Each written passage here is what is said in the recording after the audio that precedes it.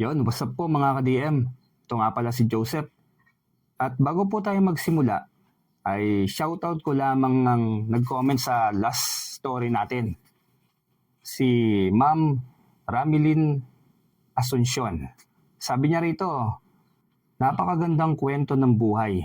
Minsan kahit ayaw mo kung yung kapalaran mo ang magligtas ng mga naapi, ay doon ka hanggang dulo ng iyong buhay. Sana sa panahon ngayon ay may mga ganyan pa dahil sa dami ng mga masasamang tao na nagkalat sa mundo. Salamat Sir Joseph and more power. Ayun, salamat po Ma'am Ramilin Asuncion sa pag-comment at sana po patuloy nyo pa rin subaybayan ang ating channel, ang mga kwento rito. Malapit na pong magbalik ang DM Stories, asahan nyo po yan. Kaya sa kwentong mapapakinggan nyo po ngayon, new story po to, bagong-bago lang. Napakalakas na albularyo. Tungkol ito kay Lolo Embong. Dito nyo rin masasaksihan at malalaman ang mga kakaibang kapangyarihan pa niya. Kahit ako, parang ngayon lang ako nakakita ng ganitong albularyo. Ngayon ko lang nalaman na may mga ganito palang albularyo. So, wag na natin patagalin. Simulan na natin ang kwento. Isang pag-ibig na pinaglaruan ng tadhana. Isang karanasang magbibigay ng matinding leksyon sa buhay. Ang mag-iiwan ng bakas ng kalungkutan at pagdadalamhati ng panghabang buhay. Galing pa siya ng bayan, sakay ng kalabaw na may hilang paragos. Sakay sa paragos ang pinamili niyang bigas, daing, sariwang isda at mga delata. Malayo pa lamang itanuna ni Delpin ang bunsong kapatid ni Maya na si Olek. Pawisan at hingal na hingal, taklo sa tagiliran nito ang kaluban ng mahabang itak ng ama. "O Olek, anong nangyari? Bakit mo ako sinusundo? Hingal na hingal ka pa. Ano bang nangyari?"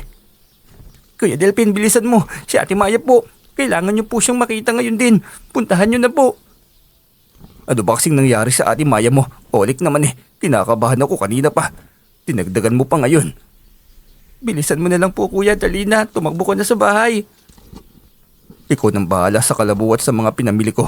Mauuna na ako sa iyo. Kinakabahan ako sa reaksyon ng mukha mo Hindi na hinintay pa ni Delpin na magsalita ito. Tumakbo na agad siya ng mabilis patungo sa bahay ng biyanan na halos kilometro pa ang layo.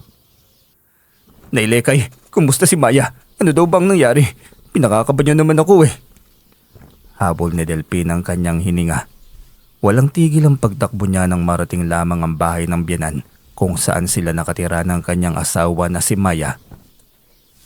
"Bakit ba ang tagal mo, Delpin? Ang buong akala ko nandito ka na. Yun pala walang kasama si Maya dito sa bahay hanggang gabi." "Anong tanong yan, Nay? Alam niyo namang pumunta ako ng bayan, di ba? May dala akong paninda. Walang kasiguraduhan kung kailan mauubos ang aking paninda. Teka, nasaan na ba ang asawa ko? Di ba dapat kayo ang kasama niya sa bahay?" "Wala na si Maya.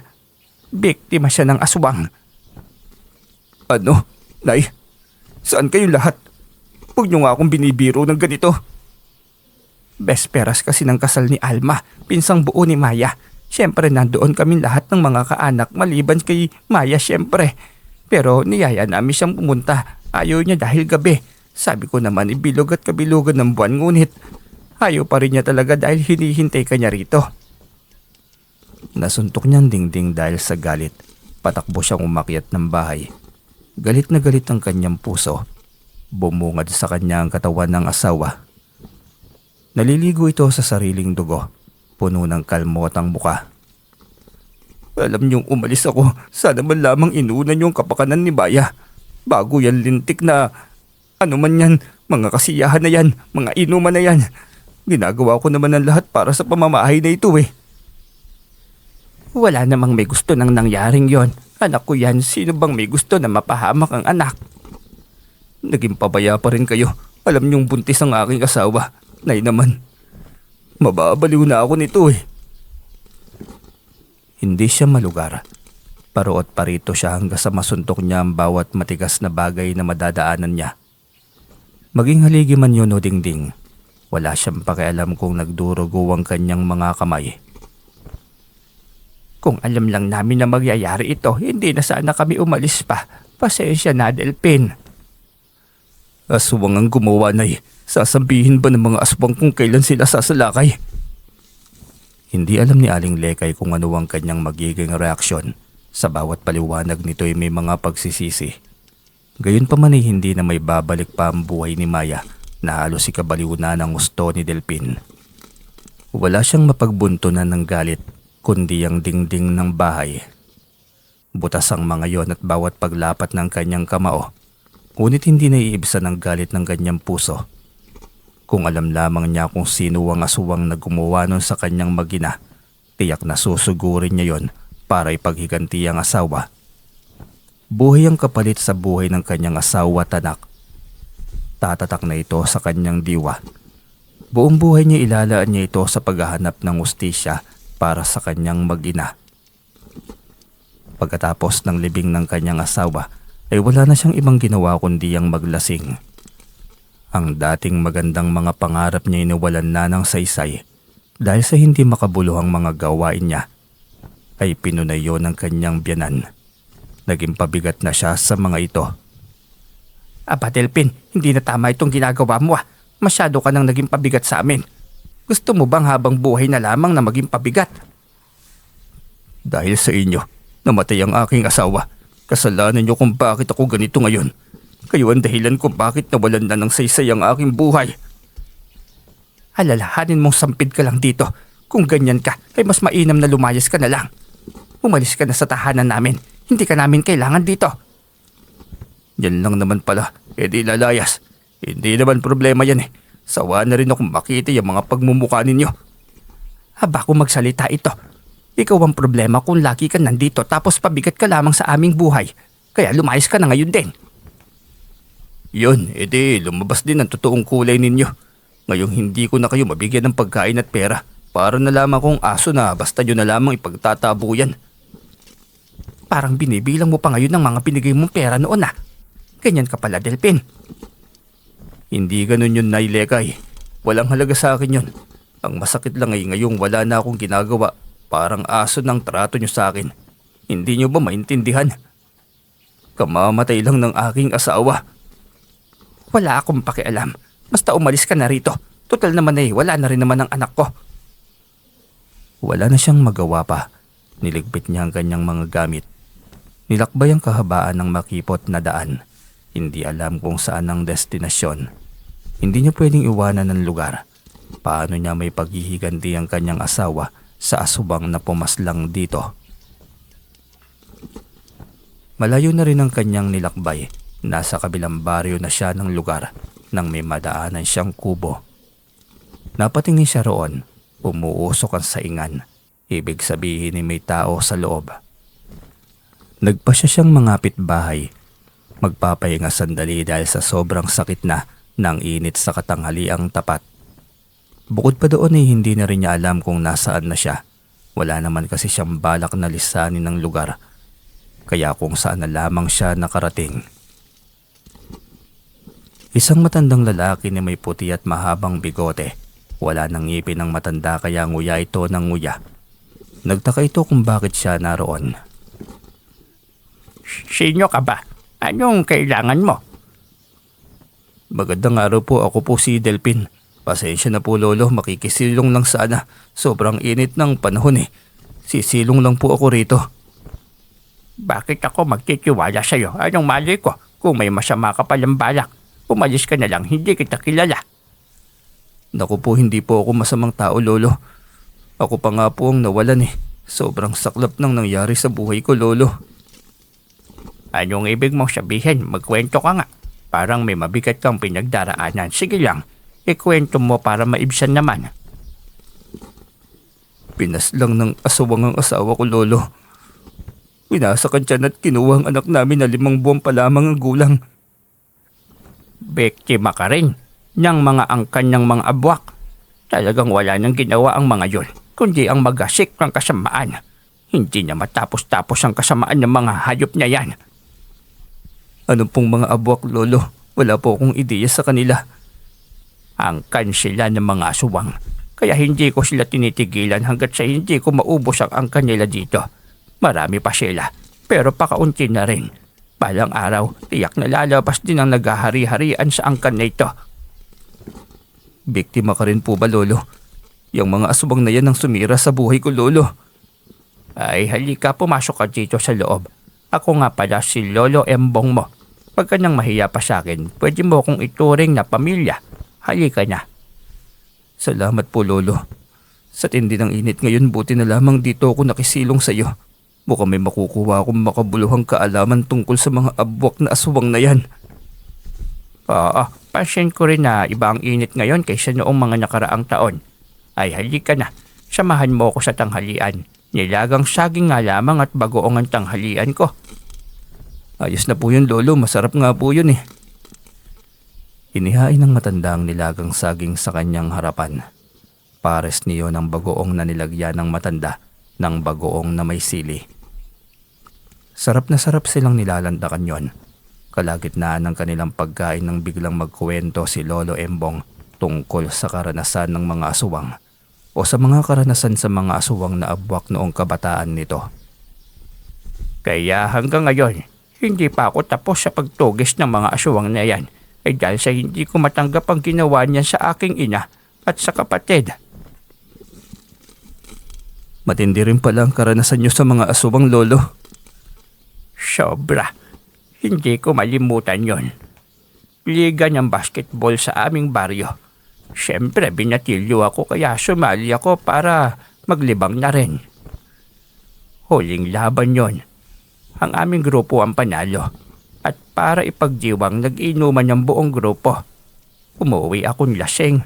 Hating gabi yon nang umatake ang isang aswang. Tingin ko, iyon ang pinaka-leader sa lahat ng mga abwak. Ang tindi ng kapangyarihan niya. Hindi ako makakilos. Nakatingin lamang ako sa ginagawa niya. Kitang-kita ko lahat kung paano niya hinihiwa ang tiyan ng nanay sa kayong 2 taon kong kapatid. Hayop din kasi yung ama-amahan kong yon. Umaga na nang umuwi galing inuman. Walang pakialam sa pamilya. Sa akin pa sinisi ang nangyari. Hayop talaga. Ibig sabihin pala kapatid mo ang mga yun sa pangalawang asawa. Oo. Na siyang ayaw ko sana kasi bugbog sarado na siya sa naging una niyang asawa. Hindi pa rin niya dala. Grabe rin ang kwento ng buhay mo, Lolo. Bakit nag-iisa ka pala dito, Lolo? Hindi ka ba natatakot? Patanda ka na. Wala ka bang mga anak na pwedeng lapitan? Wala akong anak dahil wala akong asawa. Hindi ko ninais noon ang bagay na yan. Maaaring mahina ang aking katawang lupa pero yung spiritual ko, mahirap talunin ng mga nilalang na yon.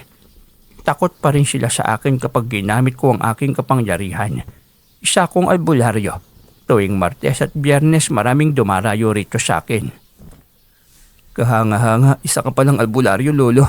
Kwentuhan mo naman ako ng mga malulupit na mga panggagamot mo, Lolo. Ay sus, marami. Mayroong nakipaglaban ako sa hari ng mga asubang ng talon. Dahil gusto niyang maging biktima ang 5 taong bata kong pasyente. Kasama kong nakipaglaban ng mga kaibigan kong elemento. Mga kapre, duwende, at tikbalang. Mayroon kang mga kaibigang ganon? Nakakatakot ka naman pala, Lolo. Hindi mo ba napansin? Yang nasa tabi mo, nakikikain din ng nilagang saging. Saka lamang niya napansin, may mga kalat na mga parte ng saging sa kanyang tabi. Malayo yun kay Lolo Embong kaya imposible na kalat yon ng matanda. Nakiramdam siya. Hindi niya nakikita ngunit kakaiba sa pakiramdam. May mga enerhiya sa paligid na kakaiba sa pakiramdam. Meron nga po, Lolo. Hindi ko nakikita ngunit kakaiba nga sa pakiramdam kapag may ibang presensya sa paligid. Gusto kitang turuan ng mga lihim na karunungan. Mukhang may kakayahan ka eh. Gusto mo bang dumito muna sa aking kubo? Talaga po, Lolo. Naku, maraming salamat po. Gustong-gusto ko pong matuto. Sige, magpahinga ka muna ngayong araw. Dito ka na lang sa akin. Balang araw, lilisanin ko ang mundong ito. Mas mainam na may isa akong naturuan para kahit paano may pagpatuloy pa ang aking misyon. Hindi lang ito tungkol sa panggagamot, kundi pati na rin sa pakikipaglaban sa mga nilalang ng dilema. Tuwang-tuwa siya at nagpasalamat. Hindi niya inasahan na doon sa bahay ni Lolo Embong, magkakaroon ng panibagong yugto ang kanyang buhay. Bago inumpisa ng pag-aaral ng lihim na karunungan, ginawa niya mag-ayuno ng 7 araw. Nilinis ang sarili sa mga bisyo at kasalanan, bawal na alak at yosi upang magkaroon ng bisa ang mga inaaral na lihim na karunungan mula sa isang libreta. Kopya ito ng orihinal na libretang itim na nasa akin. Huwag kang mag-alala, mabisa pa rin ito. Ang mahalaga'y panindigan mo ang pagbabago. Bawal talaga ang bisyo para tuloy-tuloy at hindi tatalikod ang gabay at nilalang na nagbibigay buhay at kapangyarihan sa libretang binigay ko sa iyo. Opo, Lolo, asahan mo pong lahat ng bilin mo ay gagawin ko po. 2 buwan siyang tinuruan ng matanda, maliban sa araw ng Martes at Biyernes. Nakalaan ng mga araw na yon para sa panggagamot at alalay siya ni Lolo Embong sa mga ginagawa nito, lalo na sa mga ritual.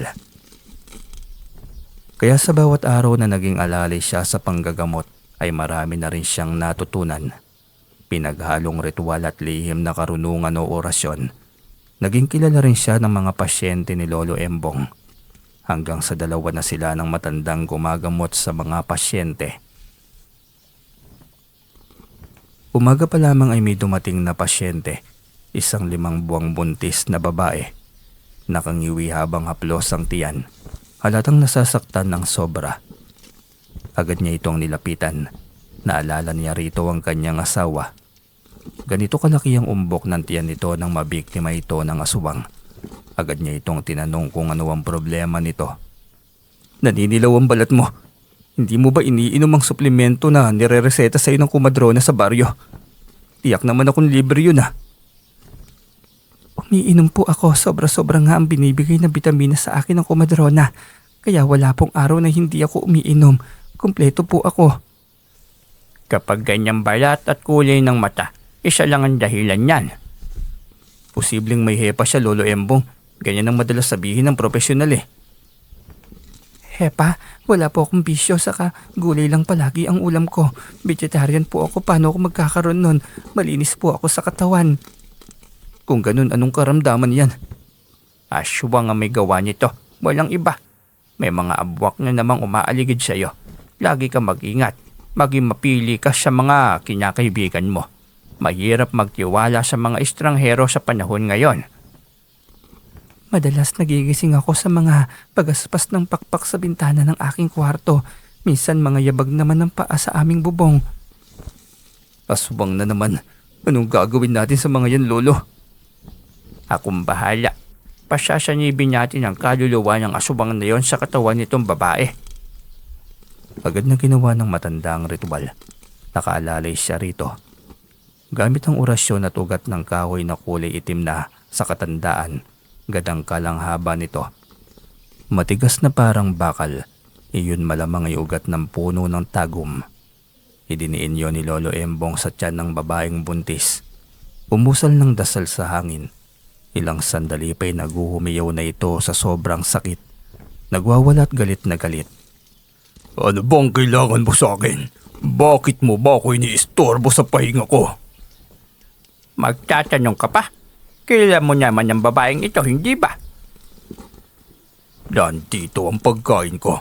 Bakit mo ba ako pinakikialaman? Tantanan mo ako kung hindi buong pamilya mo magdurusa. Tinatakot mo pa ako. Puro ka kasamaan. Ang dapat sa'yo mamaalam. Kayang-kaya kitang paslangin ngayon din. Alam mo ba yon? Wag. Tama na. Hindi na ako kukontra. Hindi ako gagawa ng kasamaan. Pagagalingin ko ng babaeng ito, tama na. Matino akong kausap. Gawin mo pero oras na ulitin mo ay tinitiyak kong hindi na kita bibigyan pa ng pagkakataon. Hindi magkamayaw ang kamay ng babae. Mula sa ulo hanggang sa tiyan, lahat ay pinapaspas. Kaya hinayaan ni Lolo Embong na kumawala ito sa katawan ng babae. Nawala nito sandali ng malay. Ngunit nang magising ito, hindi na nito maalala ang nangyari. Ganun pala yun, Lolo. Turuan niyo rin po ako ng ganun, Lolo ah. Ang ganitong uri ng laban. Oo naman. Mas mainam ito Pero dapat piliin mo ang pasyente na pagsaniban mo ng mga nilalang o iba pang kaluluwa ng kalaban. Kapag mahina kagaya ng bata, maaari niya yung ikamatay. Gusto kong aralin ng ganito, Lolo. Mas maraming kaalaman, mas lamang sa mga laban. Pwede mo kaya akong turuan, Lolo? Oo naman, hindi ko ipagkakait sa iyo ang bagay na ito. Walang kaalaman ng matanda na hindi napunta sa kanya. Tuwang-tuwa rin ito dahil mabilis siyang matuto sa mga bagay na itinuro nito sa kanya. Ngunit hindi niya inasahan na maghihiganti ito at buong angkan dahil sa ginawa ni Lolo Embong na pagprotekta sa buntis na babae. Isang gabi yun na pareho silang pagod. Buong araw sila sa panggagamot sa maraming nakapilang pasyente. At oras na sana yon ang kanilang pahinga. Nang biglang magising silang pareho sa maraming pagaspas ng pakpak at huni ng mga nilalang sa paligid. Hayop, mukhang inaatake tayo ng mga aswang. Maghanda ka, Delphin. Marami sila, Lolo. Saan galing ang mga ito? Isang angkan po ba ito? Sige lang, kung hindi ako nagkamali. Dahil yon sa buntis noong isang araw. Naalala mo ba? Yung aswang na pilit natin pinapasok sa katawan ng babae. Opo, Lolo, naalala ko na ang babaeng aswang na yon. Wala siyang isang salita. Abwak din yata yon. Isang uri ng angkan ng mga aswangan nandito. Sa buong baryo. Sa baryong ito. At abosyado sa kapwa. Baka iyan din po ang pumaslang sa asawa ko, Lolo. Gusto ko silang paghigantihan. Labasin niya natin, kaya mo ba?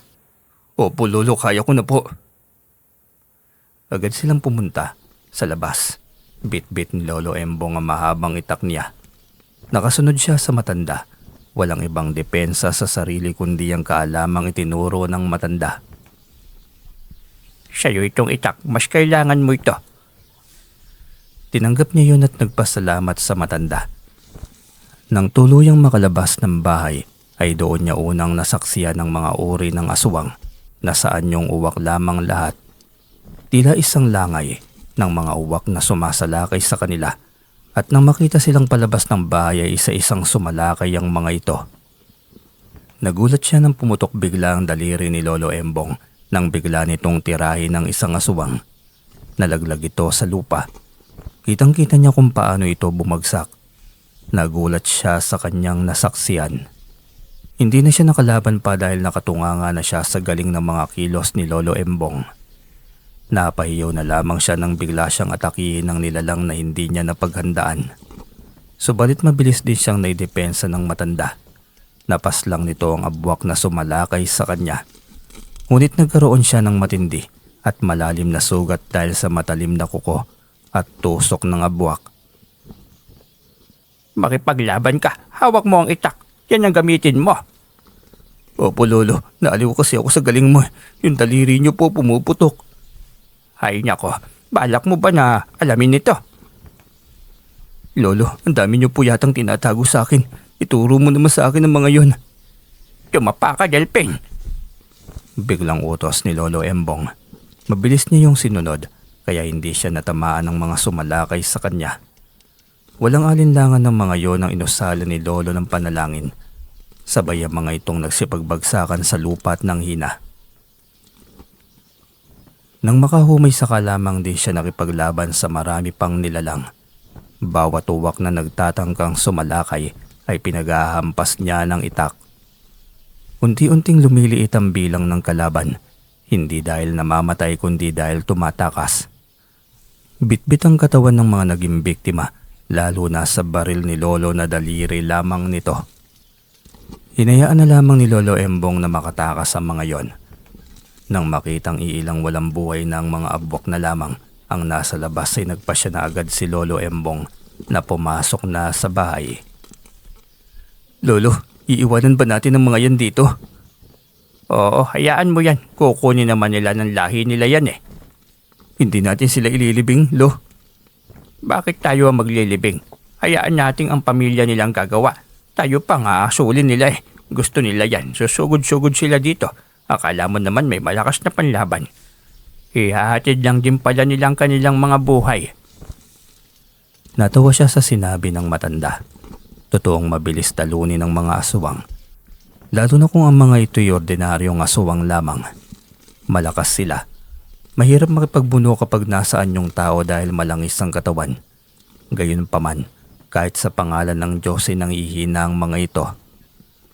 Kinabukasan ni maraming napabalitang pinaglamayan sa kabilang sitio. Mismo ang pasyente ni Lolo Embong ang nagkuwento dahil araw iyon ng Biyernes. Halos umabot sa 17 at ang dahilan ay pinasok ng mga rebelde ang sitio at pinagbabaril ang mga ito habang tulog. Nagkatinginan silang dalawa nang marinig yon. Pinaako pa sa mga rebelde kayong sila naman ang may gawa niyon at ang mga abwak din naman ang sumalakay sa kanila. Nang wala ng pasyente ay nagpasantok na lamang si Delphin ng kanilang tanghalian. Doon lamang nila napag-usapan ang tungkol sa mga pinaglamayang abwak sa kabilang sitio. Kung pupunta kaya tayo sa lamay, Delphin, titignan natin kung ano ang gagawin nila. Ayoko lolo, ang lakas naman po ng loob nyo. Tiyak naman akong walang ordinaryong tao ang naroon eh. Tiyak akong puro aswang lang din ang naroon. Kaya nga kailangan nating puntahan. Baka may mga magmamagandang loob na makiramay. Tiyak na magiging kawawa. Tiyak na hindi na makakauwi dahil gagawin lang nilang pagkain yon. Saka kung may pagkakataon, libingan natin ang bawat bahay ng sirang itlog para lalayas na yung angkan na yan sa baryong ito. Salot sa mga inosenteng tao. Kawawa lamang ang mga walang alam tungkol sa kanila. Dahil sa sinabi ni Lolo Embong ay pumayag siya. Hindi niya kailangan matakot dahil marami ang mga ito. Tama ang matanda dahil kawawa ang mga inosenteng magiging biktima nila. Nang gabing yun itinungo nila ang nasabing sitio. Suot ang bawat proteksyon. Binigay sa kanya ni Lolo Embong ang isang singsing. Ang bagay na iyon ang magtataglay ng maraming proteksyon na kusa na lamang lalabas kapag nasa panganib ang buhay ng tagapangalaga nito. Ipinaliwanag yun sa kanya ni Lolo Embong. Ipapahiram mo sa akin ang bagay na ito, Lolo. Binibigay ko na sa iyo ang bagay na ito. Protection mo ito sa lahat ng pagkakataon, lalo na kapag nasa alanganin ng sitwasyon. Nagpasalamat siya sa sobrang kabaitan ng matanda sa kanya. Lahat ng pagbabago at kaalamang natutunan niya, iyon ay dahil sa matanda. Malaki ang utang na loob niya, kaya mas lalong napalapit ang loob niya sa matanda. Pagdating nila sa lugar ay pinagtitinginan agad sila ng mga taong naroon. Ngunit hindi rin makatagal ang titig ng mga ito. Kapag nakipagtitigan siya sa mga ito ay agad din namang yumuyoko. 5 Petromax na nakakabit, nakahanay malapit sa 17 kabaong na pinaglalamayan ng angkan. Maliwanag ang buong paligid maliban sa likod ng bahay. Tila may takip pang mahabang itim na tarapal ang likod ng bakuran, kaya bigla siyang nagduda. Iikot sana siya nang biglang lapitan sila ni Lolo Embong ng isang dalaga. Nakabarot saya. May bitbit na supot ng tinapay sa kasashay ng Diyos. Magandang gabi po. Maraming salamat po sa pakikiramay. Tiningnan pa niya si Lolo Embong. Tatanungin sana niya kung kukunin ba nila yon. Ngunit nauna nang sumenyas ang matanda na kunin yon.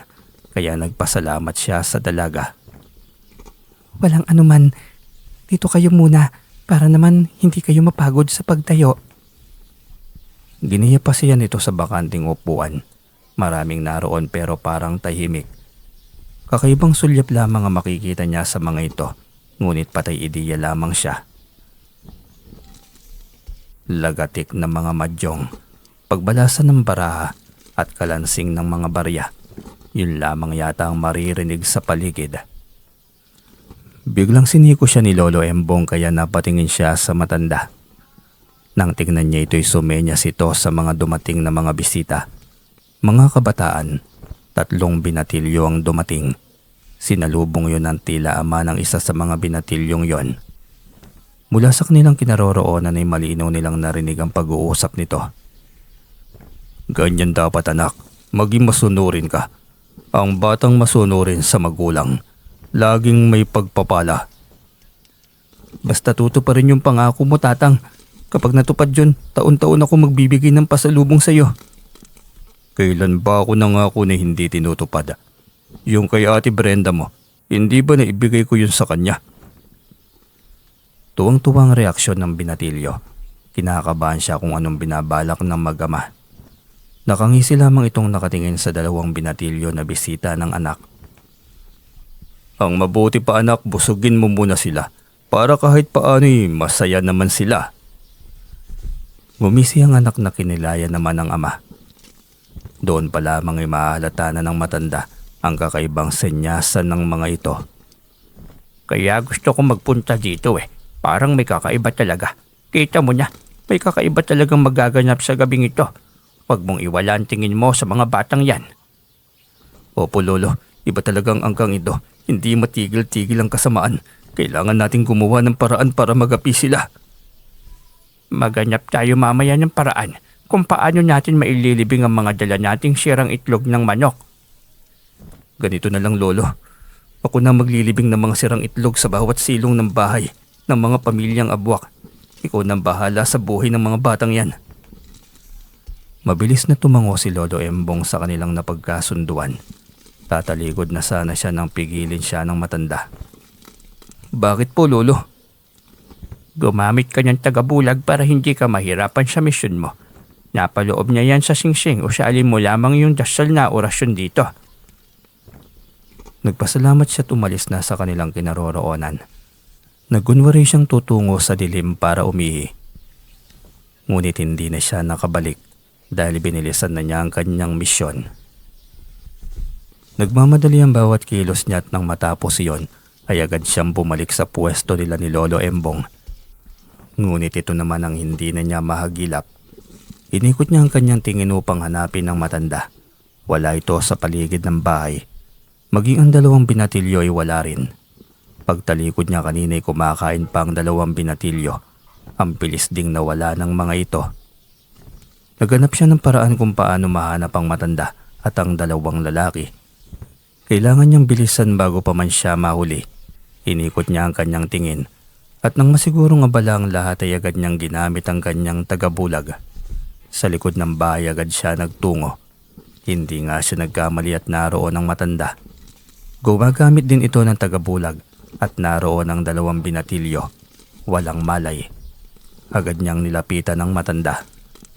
Lolo Embong, anong nangyari? Bakit hinayaan mo ang mga yan na ganyanin? Yung pagkain nila, may pampatulog kaya ganyan. Sandali. Kalalapag lang naman nila sa dalawang yan. Kailangan ko pang maghanap ng paraan kung paano makatakas sa mga yan. Kailangan nilang magising. Anong gagawin natin, Lo? Ikaw ang bahala sa tatlong abwak na yan. Paglaruan mo para makaalis dito. Ako nang bahalang pagisingin yung mga bata. Agad siyang lumapit sa tatlo. Bigla siyang nagpakita at naglakad palayo sa bay ubo. Kaya sinundan siya ng mga ito. Sabay na nagtalunan upang mahabol agad siya. Ngunit bigla rin siyang nawala sa paningin ng mga yon. Nakalayo na sila kaya kinuha yung pagkakataon ng matanda.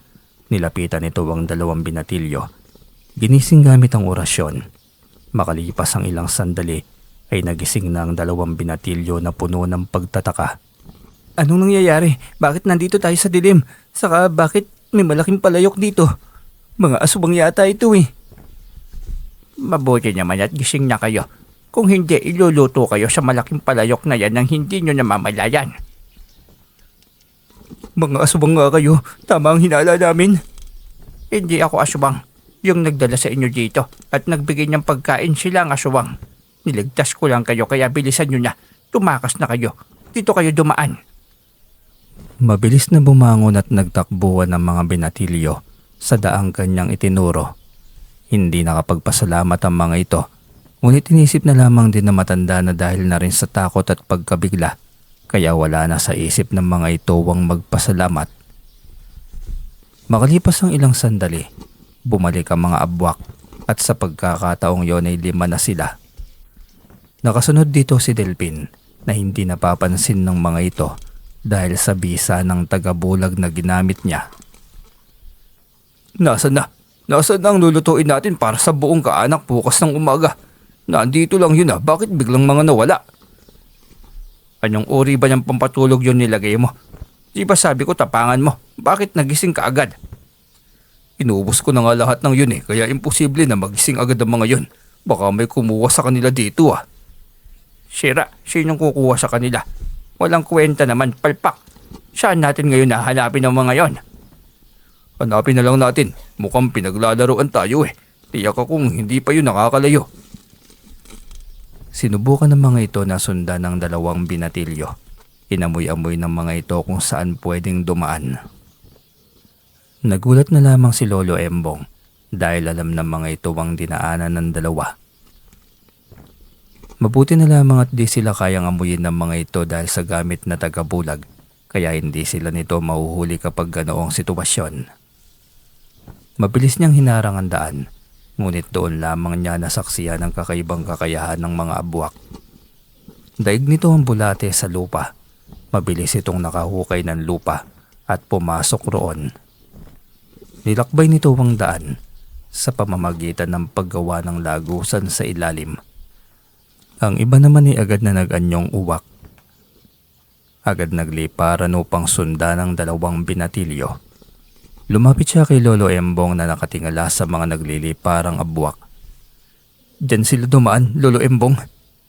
Oo, kaya mong mag-teleport. Sampitin mo ito para naroon ka na agad sa kinaroroonan ng mga bata. Kailangan mo silang protektahan. Mabilis niyang nakuha ang itinuro ng matanda. Agad niya yung sinunod at sa isang saglit lamang ay naroon na siya sa kinaroroonan ng mga binatilyo. Saktong dudukutin ng isang binatilyo ng abwak na dumaan sa ilalim ng lupa. Subalit mabilis niya itong nahuwakan. Buong lakas niyang tinadyakan ng nilalang kaya napatago ito pabalik sa ginawa nitong hukay. Umatake pa ang mga anyong uwak.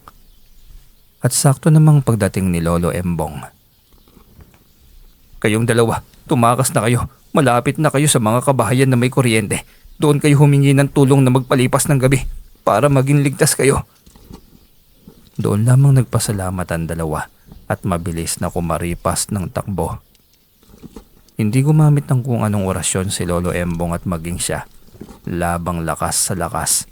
Ngunit sa huli ay kanya-kanyang takas rin ng mga ito. Huwag na nating habulin. Hayaan na natin ang mga yon. Elo, tiyak na nakilala tayo ng mga yon. Tiyak akong sa atin na naman susugod ang mga yun eh. Ayos lang, walang problema. Ang mahalagay na ilibing mo ang lahat ng mga sirang itlog sa silong ng kanilang mga kabahayan para tiyak niyang paglayas nila sa lugar. Opo Lolo, tiyak namang lahat ng mga kabahayan doon inalagyan ko. Iisang angkan lang yata ang buong sityo na yon. Mabuti naman. Hindi naman buong sityo. Yung mga kabahayan na yon lang na magkakalapit. Sila lang naman ang tiyak ng mga lahing abwak sa lugar na yon eh. Tumango siya sa sinabi ng matanda. Iyon lamang din ang pinaglibingan niya ng mga sirang itlog. Nagpa siya silang umuwi na ng bahay. Pakiramdam niya hindi sapat na palayasin lamang ang mga asubang na yon sa lugar. Dapat inubos na lamang ng sa ganon ay hindi na ang mga ito maging perwisyo pa sa kung saang lugar na ang mga ito mapapadpad. Ang tahimik mo naman, ano bang iniisip mo? May bumabagabag ba sa isipan mo? Kasi Lo, parang mali na, tinaboy lang natin sila. Dapat inubos na natin sila eh. Kung sunugin na lang kaya natin sila o ang kanilang mga kabahayan. Hindi, sa totoo lang, karapatan din naman nilang mabuhay. Sadyang tuso lang ang mga angkan na yon pero mali natin. Baka may pagbabago pa naman kapag may isang magising sa kanila. Marami namang aswang na hindi naman tao ang biktima eh. Pero kung ganyan sila at walang pagbabago, tiyak na mahahanap nila ang kanilang katapat. Hindi na siya umimik pa. Kung siya lamang ang masusunod ay parang gusto na niyang balikan ang mga kabahayan ng mga angkang abwak. Sunugin na lahat para wala nang magisalot pa sa mundo. Tahimik at mahimbing ang kanilang pagtulog ng gabing yon. Dala na rin ng pagod dahil sa mga laban nila kontra sa aswang ng gabing iyon. Kinabukasan ay wala silang naging balita. Walang pasyente. At wala silang ginawa sa araw na yon kundi ang pag-aralan niya ang mga lihim na karunungan mas matindi pa kaysa sa inaakala niya. May paraan pang itinuro ito na kaya niyang sumakay at ilipad ng dahon sa direksyon na sasambitin niya. Itinuro na rin sa kanya ng matanda ang kapangyarihan ng pinaghalong orasyon at kapangyarihan ng utak na gawing baril na pumuputok ang hinlalaking daliri. Lumipas pa ang mga araw. Nabalitaan nilang naging tahimik na ang Karatig Sitio dahil sabay-sabay na nag-alsabalutan ng mga angka ng abwak at walang kahit na sinong nakakaalam ng paglisan ng mga ito. Basta na lamang ang mga itong nawala at naging tahimik ang lugar. E di tahimik na ang lugar na yon. Parang nasayangan naman din ako, Lolo. Parang mali na pinalayas lang natin sila. Hindi ko alam kung bakit ganito ang pakiramdam ko eh. Huwag mo niyang isipin pang bagay niya yon. Basta ang mahalagay naging tahimik na itong baryo. Hindi na rin siya nakipagtalo pa kay Lolo Embong. Itunoon na nila ang kanilang atensyon sa panggagamot. Nang araw na yun ay medyo kaunti lamang ang pasyente. Unang beses iyong nangyari, ngunit hindi yung binigyan pansin ng dalawa. Mas mainam na walang masyadong may sakit at iilan lamang. Isang matandang lalaki ang naging pasyente niya ng mga oras na yon. Bigla nitong naikwento ang isang bagong albularyo sa kabilang sitio. Magaling yon. Ang bilis gumaling ng mga ginagamot. Kaya ang daming dumarayo roon ay dahil nakilala ng matanda na magaling na manggagamot. Buti naman po, Lolo. E di may katulong na sa panggagamot dito sa baryong ito. Hindi na magpupunta pa sa kung saang dapit. Matanda na rin ako. Konting panahon na lamang ililisanin ko na ang mundo. Ayos na yang may katuwang si Delphin sa panggagamot sa lugar na ito. Matagal pa yun, Lolo. Marami pa tayong misyon sa mundo. Sanggandikit kaya tayo sa lahat ng bagay. Kaya kung manghihina ka man pagdating ng araw, palalakisin kitang muli. Hindi na tayo lalayo pa sa posibilidad na mawawala ako sa mundong ito, Delphin. Kung ang iba nga na mas bata ay binabawi ng Diyos nang hindi natin inaasahan, ako pa kaya na matanda na. Matapos gamutin ng matanda, ay nagpasalamat na ito at umalis. Madali nilang natapos ang kanilang panggagamot dahil ilan lamang ang naging pasyente. Hindi maiwasang mapaisip, saan ba galing ang albularyo na nasa kabilang sitio? Bakit sinasabi ng mga tao na magaling ito? O, tahimik ka na naman. Mahilig ka talagang gumawa ng problema. Gayong wala namang talagang problema. Lolo, sa tingin mo ba, anong uri kaya ng albularyo nasa kabilang sitio? Abay kagagamot lamang gumaling agad. Ngayon ko lamang narinig yun ah. May mga ganyan naman talaga. Ewan ko nga ba, Lo. Ibang pakiramdam ko sa albularyo na yun eh. Hindi ko pa naman nakita. Ikaw talaga, huwag ka nga mag-isip ng ganyan. Hindi magandang nag-iisip tayo ng hindi maganda sa kapwa. Humingi siya ng paumanihin. Naging totoo lamang siya sa kanyang naiisip at nararamdaman. Isang matandang lalaki ang lumapit sa kanila. Mahaba rin ang buhok nito. Maraming tattoo sa balikat. May dragon. Agil at makamandag na kobra. Tiyak na ang nakatagong katawan nito ay tadtad din ng tattoo dahil kita sa leeg nito na may tattoo pa itong iba. Dito pala yung sinasabi nilang may magaling na albularyo. Magaling nga ba? Mukhang hindi naman eh. Ako si Embong, ito si Delphin ang aking kasama. Anong may tutulong namin sa inyo? Bakit kayo napasugod sa lugar namin? Abay, kinagagalak ko makilala ka. Ako si Mundo. Pangalan pa lang nahihimigan na, hindi ba? Hindi kita kailangan kasi akin ng mundo. Nakikita niyo itong mga nasa katawan ko. Makamandag na ahas, agila, at ano pang oras ng hayop. Nasa akin to. Alaga ko sila. Kaya walang makakatalo sa akin. Wala naman pong nanggahanap ng gulo sa'yo, di ba? Bakit parang naghahanap ka ng kaaway? Maayos naman kaming kausap ah. Sinasabi ko lang para malaman nyo. Ako ang albularyo sa kabilang sityo. Hindi pa ba nakarating sa inyo ang balitang yon? Nagkatingin na sila ni Lolo Embong nang marinig yon. Ito pala ang albularyo sa kabilang sitio. Mukhang ilang taon na ito sa munti dahil sa dami ng tattoo nito sa katawan. Bakit ganyan ka makatingin sa akin? May problema ba sa akin? Ay wala naman. Kung wala ka nang sasabihin, Lolo Mundo, baka pwede ka nang umalis. Baka may naghahanap sa iyong pasyente, kawawa naman at pinaghihintay mo. Wala sa akin yan. Segundo lang mababalik na ako doon. Kaya walang dapat ipag-alala. Nagkatinginan ulit silang dalawa ng matanda, hanep sa kayabangan. Yung iba'y pilit tinatago ang mga karunungan na taglay. Eto'y pinagyayabang pa. Hindi na nila ito binigyan pa ng pansin. Hinintay nilang umuwi na lamang ito. Wala na silang reaksyon sa mga sinasabi nito para hindi na ito magyabang pa at magdesisyon na lamang na umuwi na. Inisitong tinalikuran sila nang maramdaman nitong hindi nila ito binigyan ng pansin. Tinawag sila nitong mga inggit. Ibit-balikat na lamang siya ng tuluyan na itong tumalikod. Sino bang lalaking yun? Bigla na lamang nagyabang.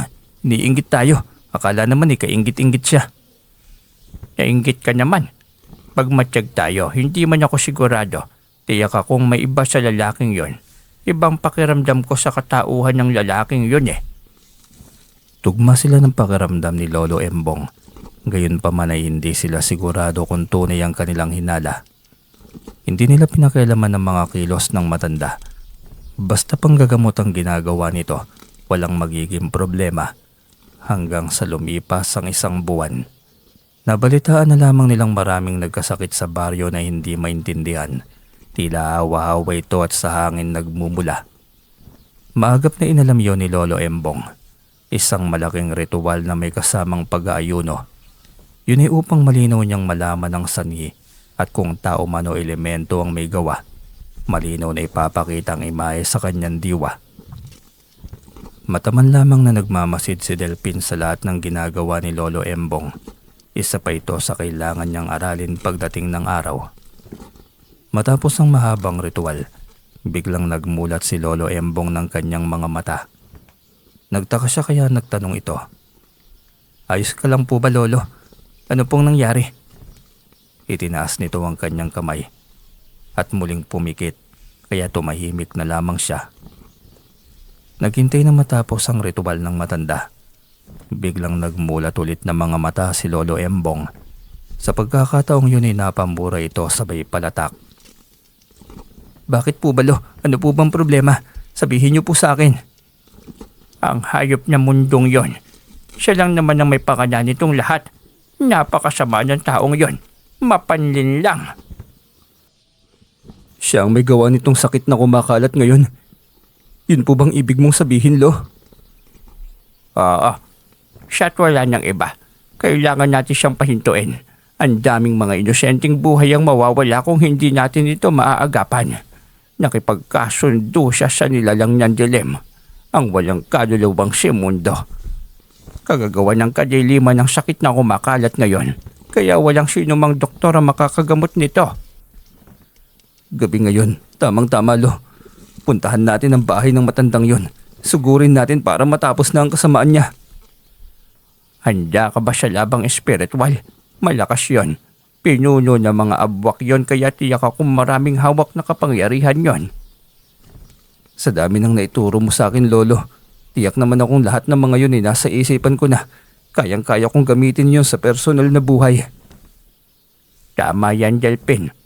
Kapag alam mong meron ka na ng bagay na yan, kailangang malakas ang loob mo na alam mong walang makakatalo sa'yo dahil mataas ang kapangyarihan mo. Tumungo siya at kinuha ng mga gamit. Handa siyang harapin ang laban sa gabing yon. Kung yun ang pinakamalupit na unang makakasagupaan nila, ay mainam na karanasan yon. Mas mahasa pa ng gusto ang karunungan taglay niya na panlaban sa kadiliman.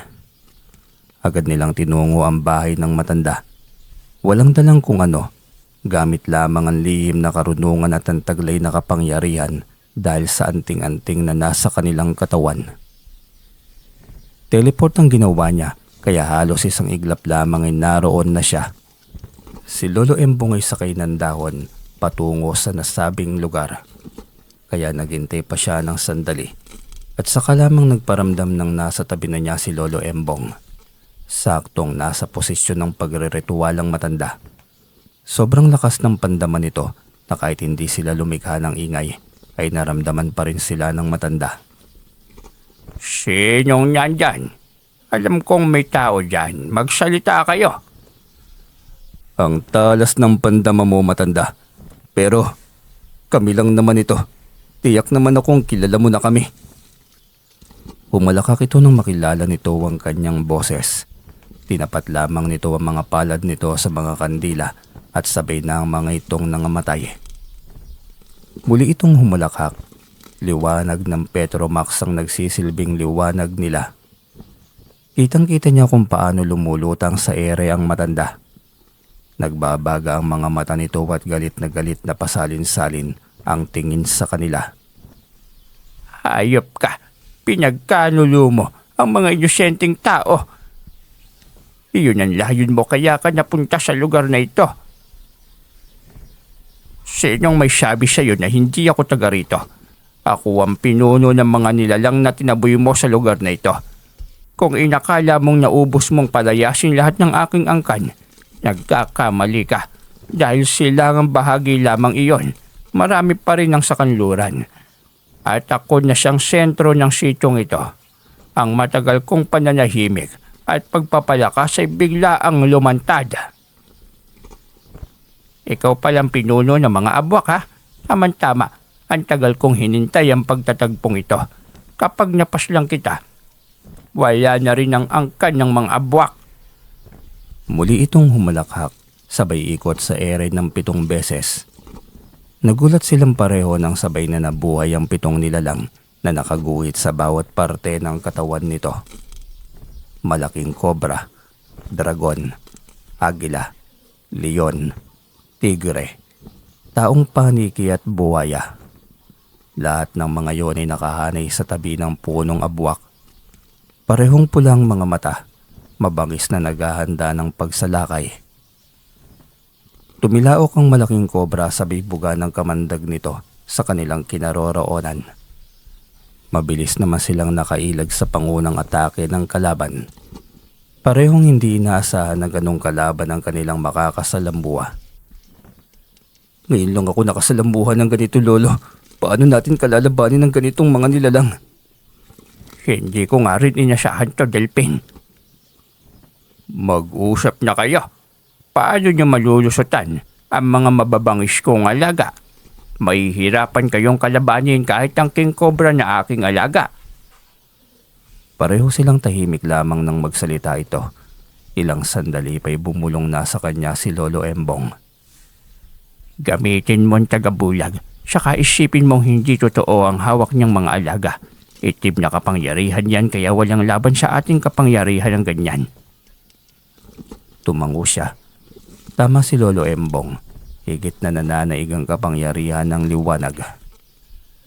Nagtaka rin siya dahil hindi sabay ang pag-atake ng mga alaga nitong mga dambuhalang hayop na tila ba kung sino lamang ang sasaniban ng katawan ni Lolo Mundo ay siya lamang ang kikilos upang umatake.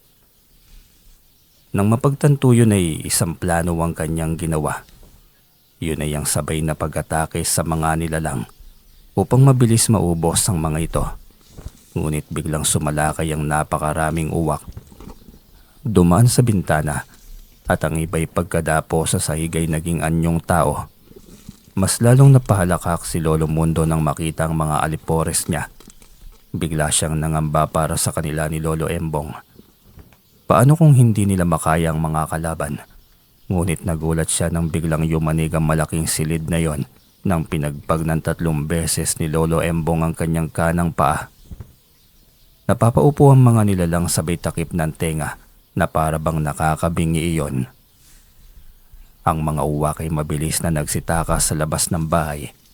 Sa labas lamang ang napakaraming nilalang na ito, tila takot din sa atake ni Lolo Embong. Biglang lumakas ang kanyang loob. Walang duda't mas malakas si Lolo Embong higit sa kanino mang nilalang. Hindi na siya nagalangan pang lumaban. Walang sinayang na oras. Dahil bawat kalaban na may tumba sa kada minuto ay kabawasan sa lakas na taglay ni Lolo Mundo. Hindi ako papayag na makauwi pa kayo ng buhay mga pangahas kayo. Sumugod kayo dito, kaya harapin niyo ito na may pagwawakas. 2 lang naman ang posibleng mangyari. Kung hindi ako ang makapapas lang sa inyo, edi kayo. Ang tanong, kaya niyo ba kaming lahat? Muli pa itong humalakhak. Malutong, mahaba't nakakapanggigil. Hindi rin naman kami papayag na aalis kami nang hindi kayo mauubos sa gabing ito. Mundo. Kaya dapat lamang na mapaslang kita para mamaalam na rin lahat ng mga yan. Muling umatake si Lolo Embong sa kaharap na nilalang. Mas naging mas malakas ang pag-atake nito. Gamit ang kanyang kakayaang espiritual at pisikal.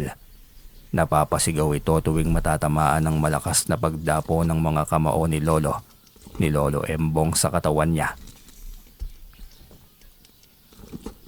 Mag-focus ka, Delphin. Inaatas ko sa iyo ang pagpaslang sa 7 nilalang niya yan. Hindi mo na kailangan ng itako anumang armas.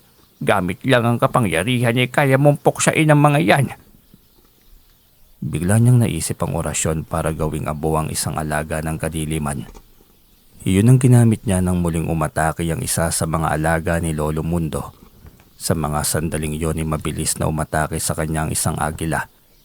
Sa bilis nito'y alanganin siya sa paggamit ng orasyon, ngunit nagawa niya. Umilag siya sa mahabang kuko at matulis na tusik nito habang malakas ang usal ng orasyon. Nakita niya ang pagsadsad nito sa lupa. Animoy nawalan ng lakas sa mga pakpak. Bigla na lamang itong umusok at unti-unting nalusaw na parang goma.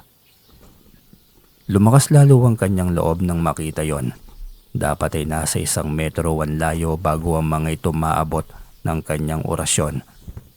Kanya-kanyang distansya ang mga alaga ng punong abwak sa kanya, ngunit hindi niya hayaang makalayo ang mga ito.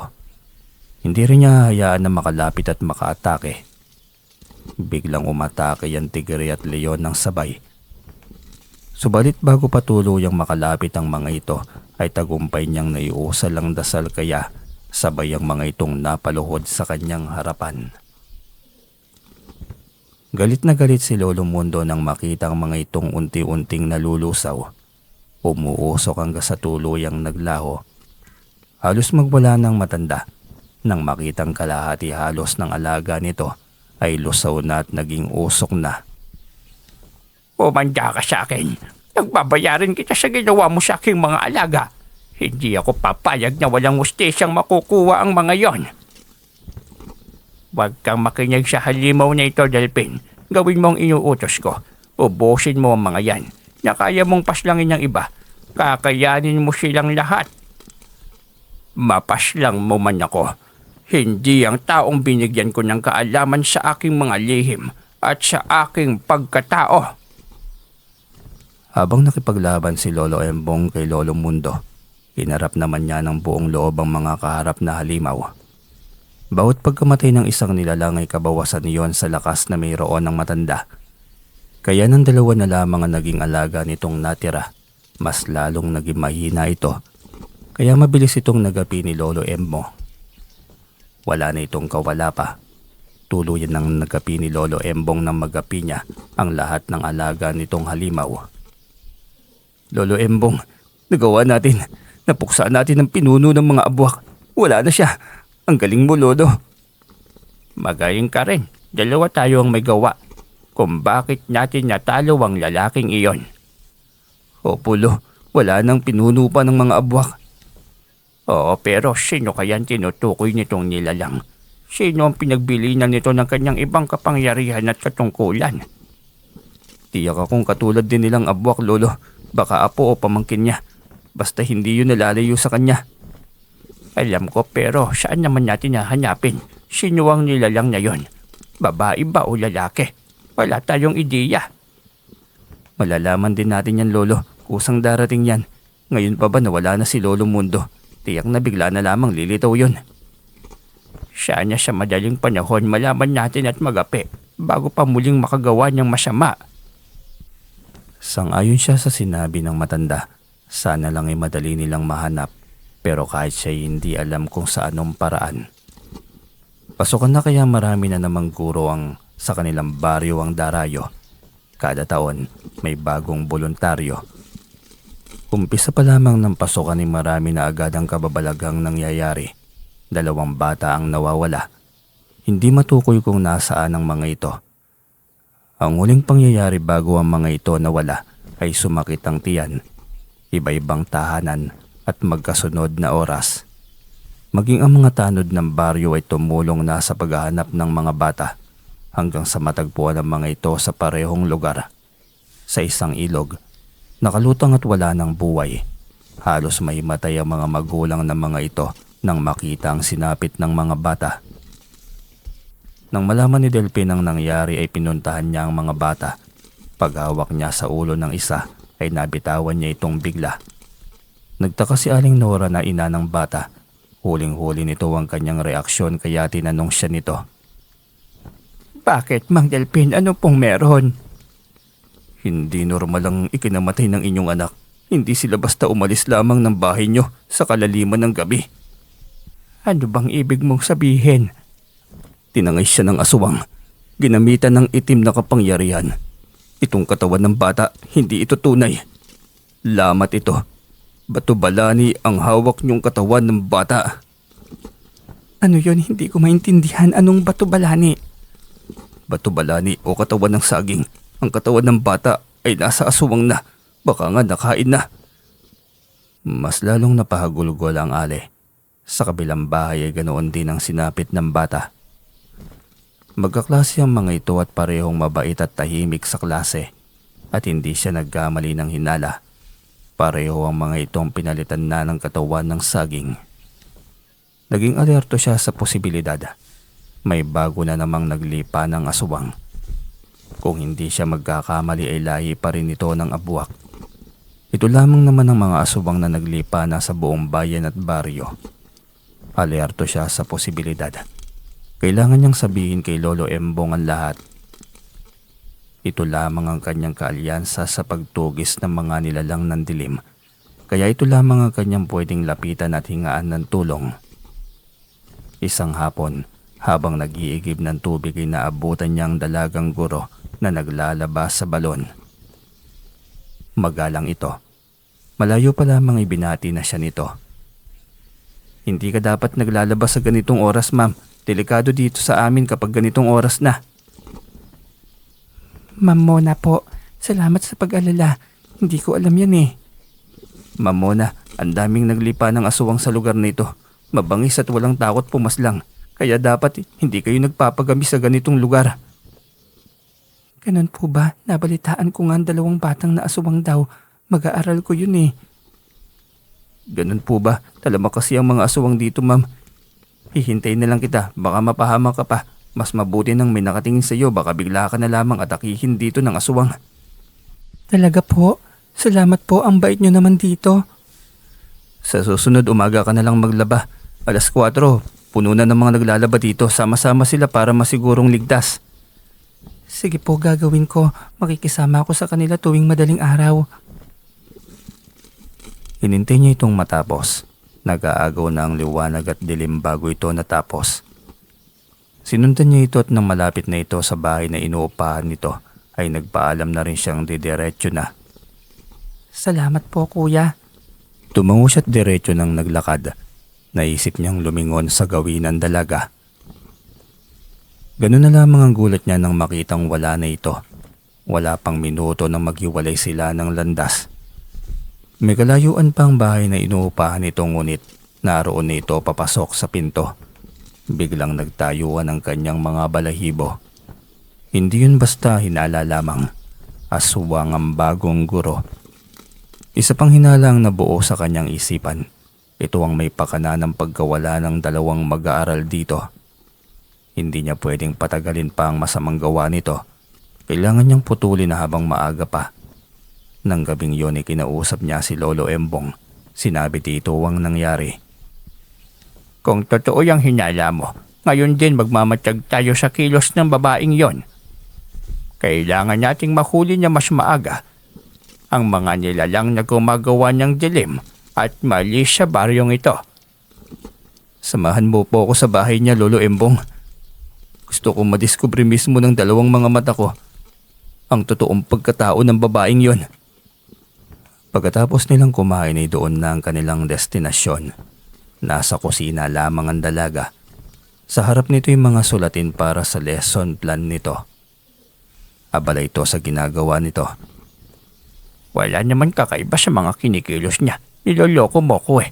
Masyado ka lang yatang nagmamadali na mahanap ang angkan ng mundo na yon. Hindi lolo, meron talagang nakatagong lihim yan. Tiyak ako, sa kilos na yan, napaka-misteryosa niya. Sige, maghintay pa tayo. Pero hindi lahat na mukhang misteryoso ay may tinatagong lihim.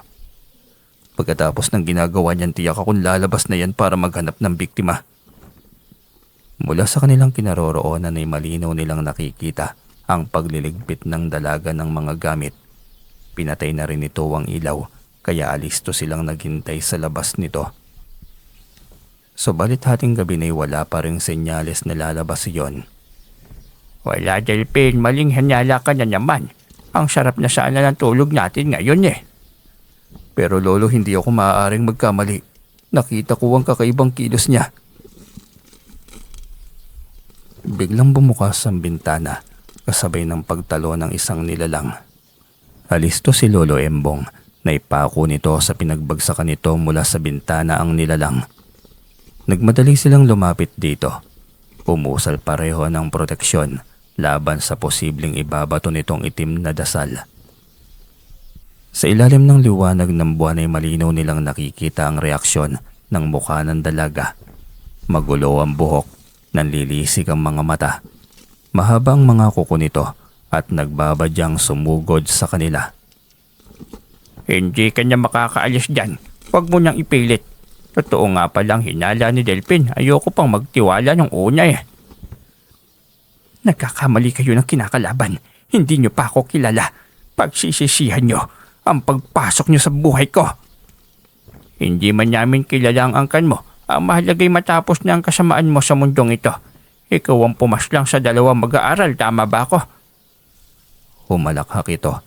Muling tumalon at gano'n na lamang ang gulat nila nang makawala ito sa tagapako na ginamit ni Lolo Embong dito. Anong uri ka ng aswang? Bakit kaya mong kumawala sinilagay kong kapangyarihan? Wala nang iba. Ako ang huling tagapagmana ng mga kapangyarihan ng lahing abwak. Layon kong magparami at walang makapipigil sa akin kahit kayo. Yan ang akala mo dahil hindi sisikat ang araw sa silangan bukas hanggat hindi ka namin na ilalagay sa tama mong paglalagyan. Mapanlin lang ka, Mamona. Hindi ka na dapat mabuhay pa. Marami ka pang magiging biktima kung hahayaan ka naming mabuhay. Hindi mo pwedeng pigilan na nakatakda para sa akin. Ngayon pa, nawala na ang abuelong si Mundo. Ako ang gagawa ng paghihiganti sa kanya. Kung ganyan, ikaw ang sinasabi ni Mundo na pinagbilinan niya ng kapangyarihan. Mahinang nilalang. Ako mahina. Nagkakamali ka. Tikman mo ang galit ko. Umikot ito sa ere. Tila isang ipo-ipo na nagpapalakas ng enerhiya sa pamamagitan ng pag-ikot. Matagal, kaya hindi sila makasalakay dahil palakas ito ng palakas. Ano yan, Lolo Embong? Tangan niya ang mutya ng ipo-ipo. Ang lakas ng kapangyarihan na taglay niya. Kaya ba natin ng kapangyarihan niyang ito? Hindi pa makasagot si Lolo Embong nang bigla itong tumama sa kanya.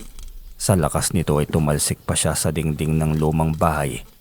Dahil sa karupukan ay diretso siya sa loob. Buti na lamang at hindi gaanong matigas ang tinamaan niya kaya hindi siya masyadong nasaktan. Sunod nitong inatake ay si Lolo Embong, ngunit mabilis siyang nakahuma at tumayo. Umusal siya ng dasal pampalaglag sa nilalang na ito kaya bumagsak itong muli sa bakuran. Haatake sana si Lolo Embong dito ngunit mabilis din itong nakahuma. Gumamit ito ng tagabulag kaya nahirapan silang kalabanin ito. Naloko niya. Inunahan pa tayo. Lolo, mukhang matindi nga ang kapangyarihan ng babaeng ito. Paano natin siya magagapi? Ang tindi niyang kalaban. Walang matindi sa ngalan ng kasamaan. Magagapi at matatalo natin siya. Magtiwala ka. Alisto lang tayo. Biglang may dumaang malakas na hangin sa kanilang uluhan. Tila ba nananadya at tinutokso sila. Nagiinit na ang kanyang ulo. Gustong-gusto nang magapi ang babaeng nasa kanilang uluhan. Naglalaro sa bisa ng tagabulag. Ganyan. Pwes, itong mahabang itak ang magiging katapat mo. Subukan mong lumapit sa akin. Matitikman mo ang galit ko. Hinugot nito ang nakasukbit na itak sa tagiliran mula sa kaluban nito. Hinintay ang muling pag-atake ng nilalang. Muli itong umatake nang hindi nila namalayan. Sa pagkakataong yun ay si Lolo Embong ang binangga nito. Hindi yun napaghandaan ng matanda kaya tumalsik ito at tumama sa madamong bahagi ng bakuran. Nabitiwan ito ang hawak na itak kaya humagikik ang nilalang at muling gumamit ng tagabulag. Muli siya nitong dinaanan, hindi niya nakikita, subalit ramdam niya ang malakas na hangin mula sa kanyang uluhan. Patakbo niyang nilapitan ang itak ni Lolo Embong na tumilapon, ngunit sinalakay siya ng dalaga. Muli siyang tumalsik malapit yon kay Lolo Embong. Mas lalong humagikik ng napakalakas ang dalaga, kaya nagpantig sa galit ang kanyang tainga. Gustong gusto na niyang mahiritan na ang nilalang na ito. Nang mabawasan ng kayabangan man lamang, paikot-ikot ito sa ere. Nagmamadali siyang kinuha ang itak nang mabigyan ng pagkakataon. Tumayo na rin si Lolo Embong na naroon. Bigla ring nabuhay ang galit sa dibdib. Galit nitong inuusal ang dasal orasyon para pabagsakin ang nilalang. Nawala ito sa bisa ng bertod ng tagabulag. Bumungad sa kanilang harapan ang pangit nitong anyo. At bago pa man ito makahuma, ay nakalapit na siya tilang taga lamang ng itakang ginawa niya rito nang walang halong awa. Sa ulo, sa dibdib, sa leeg at sa tiyan. Doon na dumanak ang umaalingasaw na malansang amoy at bulok nitong dugo na kulay itim. Wala nang malakas na abwak pang maglalakas ng loob na gumawa ng masama sa baryong ito. Wala na dahil itong babaeng ito ang huling lahing pinagkatiwalaan ni Mundo. Ngayon ay magiging tahimik na ang baryo natin. Nakapaghiganti na tayong pareho, Lolo. Tiyak na hindi lang tayo ang tahimik, kundi maging ang kaluluwa ng mahal natin sa buhay na minsang naging biktima nila. Tumango ang matanda. Tahimik na rin ang kalooban nito. Nakapaghiganti na ito sa kasamaan ng mga nilalang na abwak. Kinabukasan ay natagpuan ang katawan ng guro na wala ng buhay. Natagpuan din sa loob ng inuupahang bahay nito ang uniforme ng 2 batang lalaki. Ang masaklap ay natagpuan ang katawan ng mga ito sa isang banga na wala ng mga lamang loob. Doon na naghinala ang mga taong bayan na isang aswang ang guro at mainam na ring tinapos na rin ang buhay nito para hindi na maging banta pa sa maraming buhay sa paligid. Tahimik na rin siyang nagumpisa sa kanyang buhay. Nang tahimik na't walang galit sa puso, ang misyon na lamang niya ay manggamot. Tapos na siya sa estado ng paghihiganti at tanggap na niya ang nangyari. Sadyang may mga pangyayari sa buhay na mag-iiwan ng malaking marka at leksyon. Ngunit minsan ang pangyayaring yon ay maghahatid sa atin ng isang direksyon na nakabubuti para sa ating buhay at sa mga nakapaligid sa atin. Bali hanggang dito na lamang po ang kwento natin ngayon mga ka-DM. Maraming salamat po sa patuloy pong pagsuporta ninyo at malapit na po ang ating pagbabalik dito sa channel na ito. Kaya stay tuned lang po tayo. Maraming salamat po muli. Paalam.